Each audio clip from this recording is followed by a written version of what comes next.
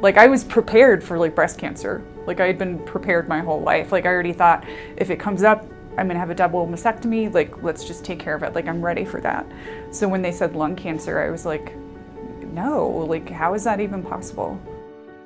So the interesting thing about Laura is that she was in perfect health when she came in to see me, had no complaints about anything other than she wanted to get her breast exam. It was quite significant what we saw, but that allowed us to act quickly. And at that point, we didn't know that it had metastasized to my brain. At that point, they were just looking at the lung. Looking at her films, particularly her brain MRI, that she had a life-threatening problem.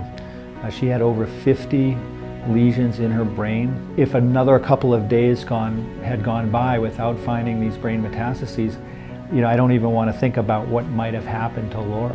There were moments that I went through where I was really devastated, and I didn't know what was going to happen. And it's very scary to have somebody give you a critical diagnosis.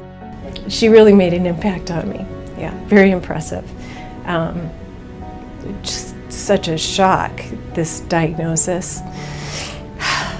She had a little 4-year-old. I remember her saying to me, I just want to make it 6 months. Get my life in order. For me, it was equally devastating because here I have a young woman who has a young child, and I could put myself in that situation. In the back of my mind, there's always that hope that we are going to find a specific mutation in that cancer that we can target.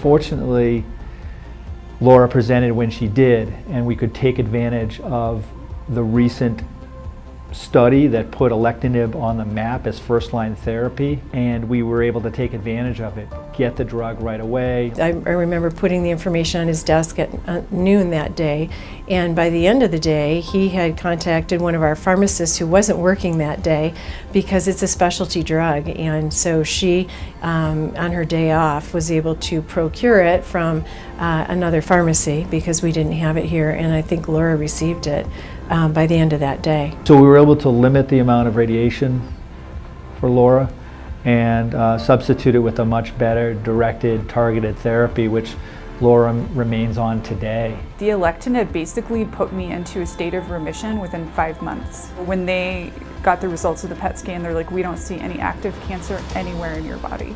Well, in oncology, there's not too many moments, unfortunately, where you are pumping your fists as you're walking down the hall, but this is definitely one of them.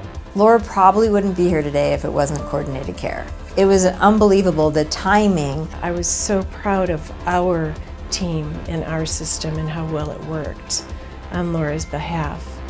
I don't know that this outcome would have happened most other places. I feel really great having St. Joe's as my hospital and having my care team here because they're wonderful.